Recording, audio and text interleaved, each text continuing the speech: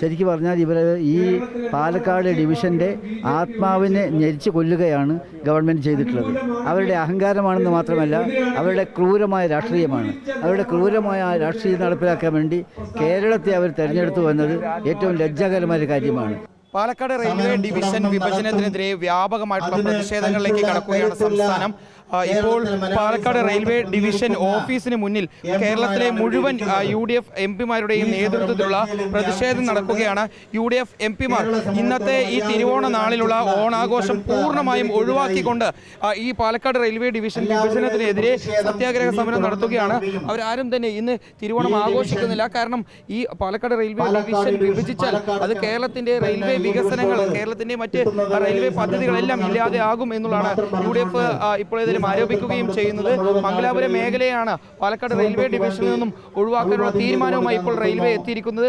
യാതൊരു രീതിയിലുള്ള കൂടിയാലോചന നടത്താതെയുള്ള ഒരു തീരുമാനത്തിലേക്കായിരുന്നു റെയിൽവേ കടന്നിരുന്നത്. ഏതായാലും MP-മാരുടെ നേതൃത്വത്തിൽ ഉള്ള ഈ സത്യാഗ്രഹ സമരം തുടരുന്നു. റെയിൽവേ ഡിവിഷൻ ഓഫീസിന് മുന്നിൽ ഇപ്പോൾ ആ സത്യാഗ്രഹ സമരത്തിന് ഐക്യദാർഢ്യവുമായി നിരവധി കോൺഗ്രസ് പ്രവർത്തകരെത്തുന്നു, UDYF-ന്റെ പ്രവർത്തകരെത്തുന്നു. എല്ലാവരും ഇപ്പോൾ ഈ പ്രതിഷേധവുമായി തുടരുകയാണ്. നമുക്ക് ദൃശ്യങ്ങൾ കാണുന്ന പോലെ തന്നെ കേരളത്തിലെ മുഴുവൻ UDF MP-മാരും ഇപ്പോൾ ഇവിടെ ഈ റെയിൽവേ ഡിവിഷൻ ഓഫീസിന് മുന്നിൽ ഇപ്പോൾ ഈ പ്രതിഷേധവുമായി സത്യാഗ്രഹവുമായി തുടരുകയാണ്. ഏതായാലും ഈ പ്രതിഷേധത്തിന് നേതൃത്വം നൽകുന്ന പാലക്കാട് MP കൂടെയായിട്ടുള്ള VK ശ്രീകണ്ഠൻ നമുക്കൊപ്പം ചേരുന്നുണ്ട്. യാതൊരു രീതിയിലുള്ള കൂടിയാലോചന നടത്താത്ത റെയിൽവേയുടെ ഒരു തീരുമാനം അത് ഇനി മാറ്റും എന്ന് കരുതുന്നുണ്ടോ ഈ സമരത്തെ കൊണ്ടൊക്കെ? കേരളത്തിന് BJP സർക്കാർ നൽകിയ ഓണ സമ്മാനമായ ഇരുട്ടടി ഈ പാലക്കാട് ഡിവിഷനെ വിഭജിക്കാനുള്ള തീരുമാനമാണ്. ആ തീരുമാനം പിൻവലിക്കുന്നത് വരെ അതിശക്തമായ പ്രക്ഷോഭം പാലക്കാട് നിന്ന് ആരംഭിച്ച് ഡൽഹി വരെ നടത്തും. ഇവിടെ പങ്കെടുക്കുന്ന, ഇതിന് നേതൃത്വം നൽകുന്ന MP-മാരെല്ലാവരും കേരളത്തിലെ കോടിക്കണക്കിന് വരുന്ന ജനാധിപത്യ വിശ്വാസികളെ പ്രതിദാനം ചെയ്യുന്നവരാണ്. ഞങ്ങളാരും അറിഞ്ഞില്ല, സംസ്ഥാന ഗവൺമെൻറ് അറിഞ്ഞില്ല. ഒരു ഫെഡറൽ സംവിധാനം രാജ്യത്തുണ്ട്.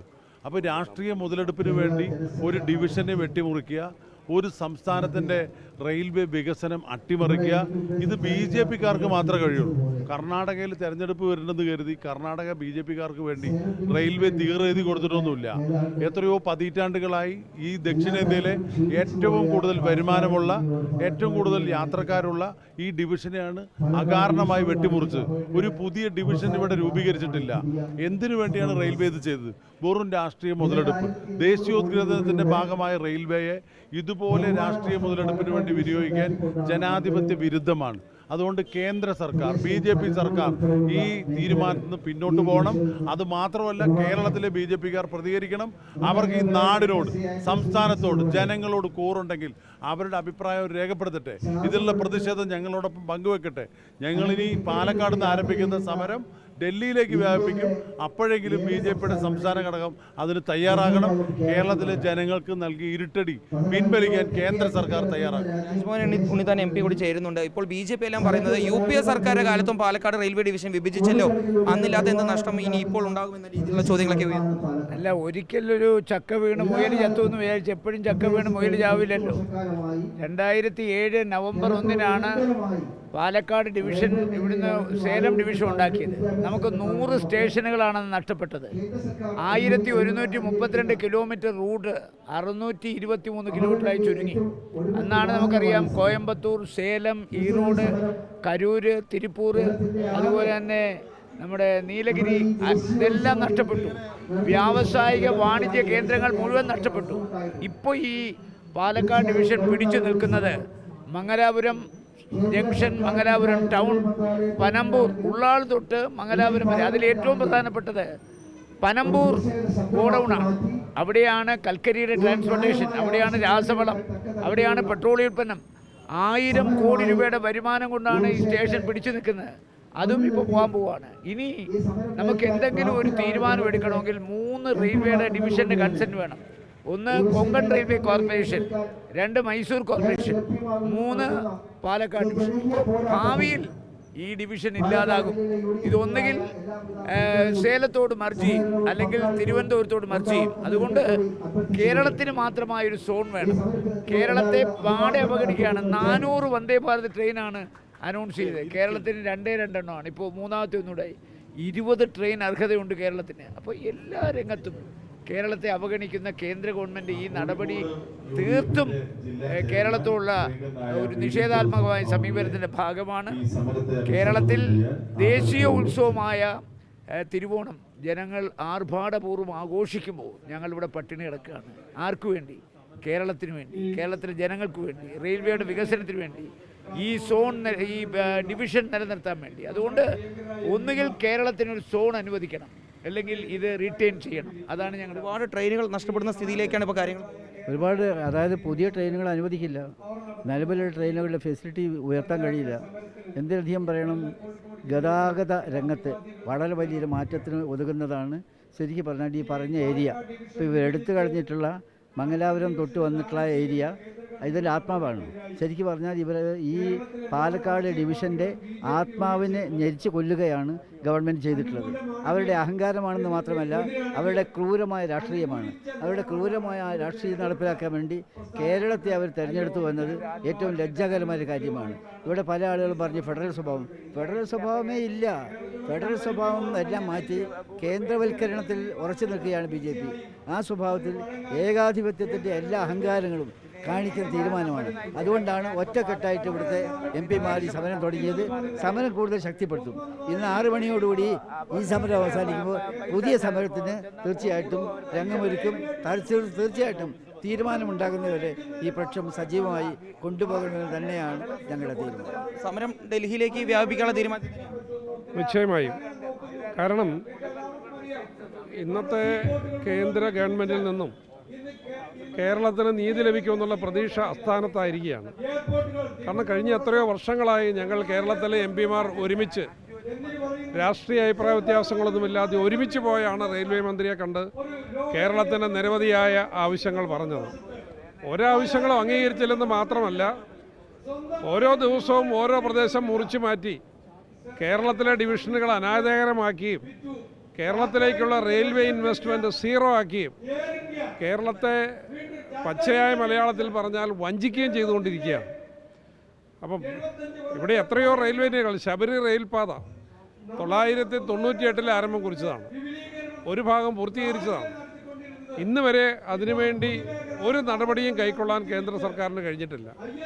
ഞങ്ങൾ ഈ കഴിഞ്ഞ എത്രയോ വർഷങ്ങളായി എല്ലാ പാർലമെൻറ്റ് സമ്മേളനങ്ങളും ഒരു ചട്ടപ്പടി നടപടിയായി മാറിക്കൊണ്ടിരിക്കുകയാണ്. കേരളത്തിലെ MP-മാരെല്ലാം ചേർന്ന് ഈ റെയിൽവേ മന്ത്രിയെ കാണുക, ശബരി റെയിൽവേയുടെ കാര്യം പറയുക, മറ്റ് ആവശ്യങ്ങൾ ഉന്നയിക്കുക.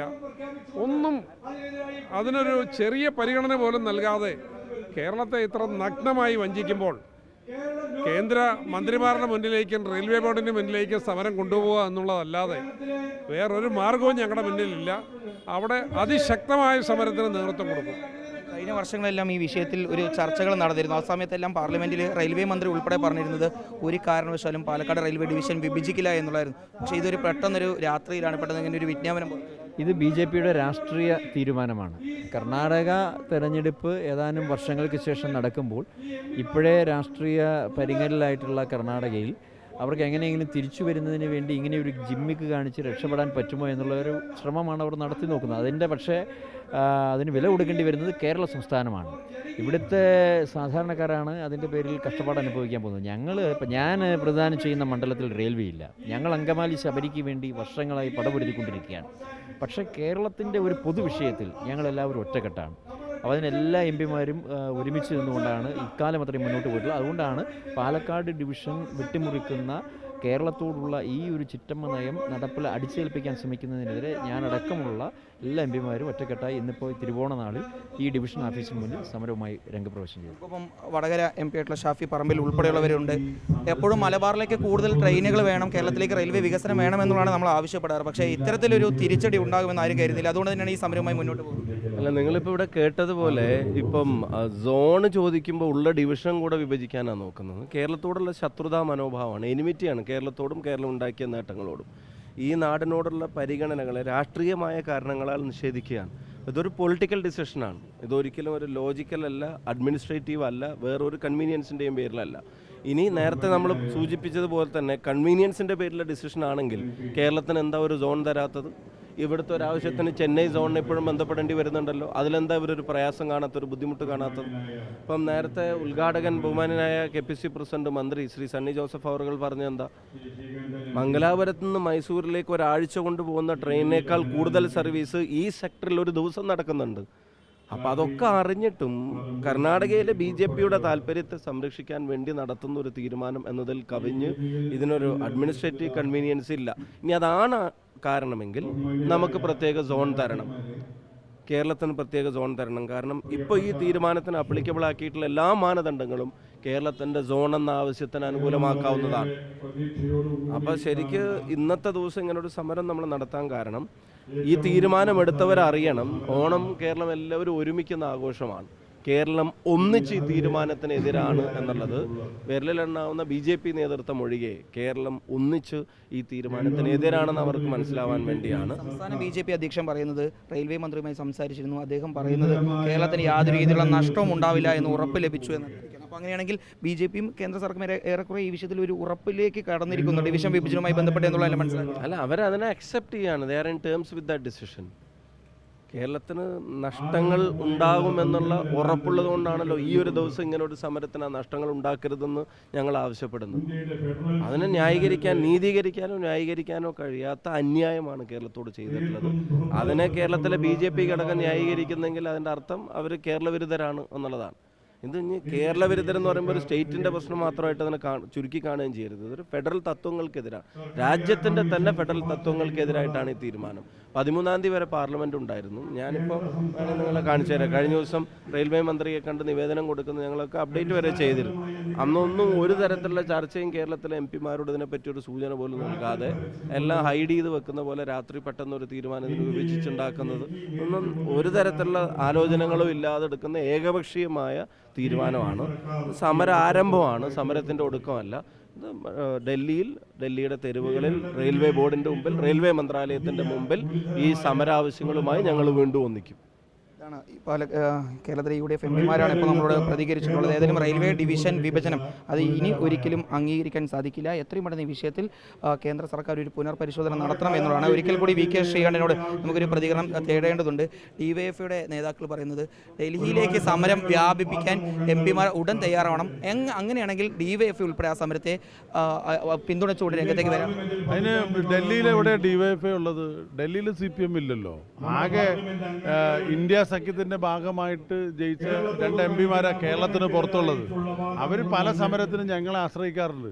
അവരുടെ അഭിപ്രായം മുഖവിലേക്ക് എടുക്കുന്നു. ഞങ്ങൾ സമരം ശക്തമായിട്ട് നടക്കും. ഞങ്ങളോടൊപ്പം വന്ന് നിൽക്കാൻ തയ്യാറാകണം. അപ്പോൾ BJPയെ പേടിച്ച്, EDയെ പേടിച്ച് മുങ്ങരുത്. DYFIക്കാർ, CPM-ന് ഒരു അഖിലേന്ത്യാ ജനറൽ സെക്രട്ടറി ഉണ്ട്. ഒരു പ്രതികരണം ഇതുവരെ നടത്തിയിട്ടില്ല. സംസ്ഥാനത്തെ പ്രതിപക്ഷ നേതാവുണ്ട്, പ്രതികരിച്ചിട്ടില്ല. 10 വർഷം വരെ ഭരിക്കുമ്പോൾ ഒരുപാട് അവഗണന ഉണ്ടായിട്ടുണ്ട്. ഇവരൊരു സമരം ചെയ്തിട്ടില്ല. പേടിയാ, BJP മാത്രമല്ല EDയെ പേടിയാ. ആ ED പേടി മാറ്റി അവർ വരികയാണെങ്കിൽ ഈ സമരത്തിൻ്റെ ഒപ്പം ചേർക്കാൻ ഞങ്ങൾ തയ്യാറാണ്. ഡൽഹി സമരം ഉടനുണ്ടാകും. പാലക്കാട് സമരത്തിൽ നിന്നും പാഠം ഉൾക്കൊണ്ട് ഈ പ്രതികരണം മനസ്സിലാക്കി കേരളത്തിലെ ജനങ്ങളുടെ വികാരമാണ്, കോടിക്കണക്കിന് ജനങ്ങളുടെ അഭിപ്രായമാണ് ഞങ്ങൾ ജനപ്രതിനിധികളിലൂടെ കാണിക്കുന്നത്.